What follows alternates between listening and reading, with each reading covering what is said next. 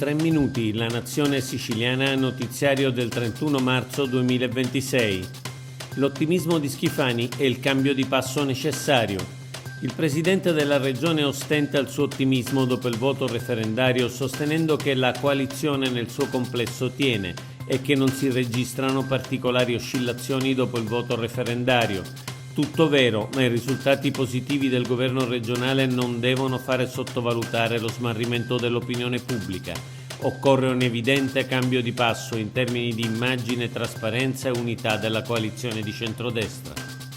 Simana du Siciliano. Dal 31 marzo al 7 aprile torna la Simana du Siciliano, l'iniziativa promossa dall'Auclis dedicata alla promozione e all'uso quotidiano della lingua siciliana. La Simana du Siciliano è un invito collettivo a parlare in siciliano in quei contesti in cui normalmente non lo si usa.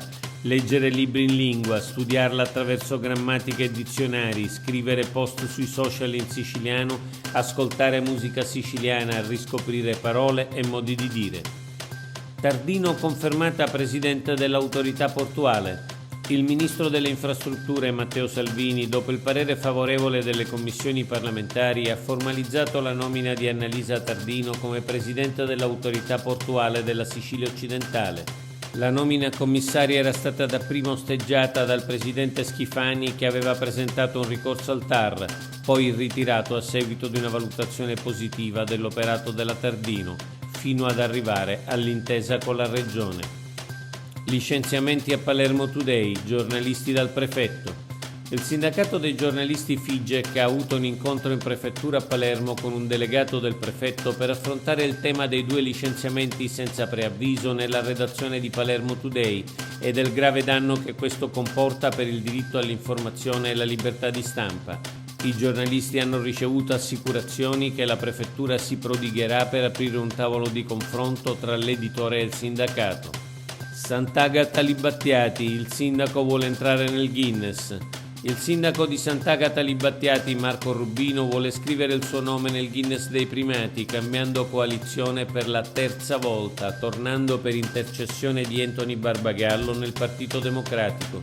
Era già stato nel PD con San Martino, poi nella Lega, poi col Sud Chiama Nord e successivamente con la DC di Cuffaro. Poi ha dialogato con la Vardera, poi con Progetto Civico e quindi di nuovo col PD.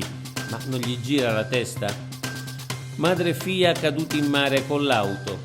Una Ford Puma guidata da una donna inglese in vacanza in Sicilia con la sua bambina è finita ieri a causa di una manovra sbagliata in mare nel porto piccolo di Ortigia a Siracusa, e solo il sangue freddo di 2 persone che avevano assistito alla scena ha evitato che l'incidente si tramutasse in tragedia. I 2 si sono tuffati e hanno estratto dall'auto la donna e la bambina sane e salve, anche se in stato di shock. Oggi è tutto per l'informazione del quotidiano La Nazione Siciliana.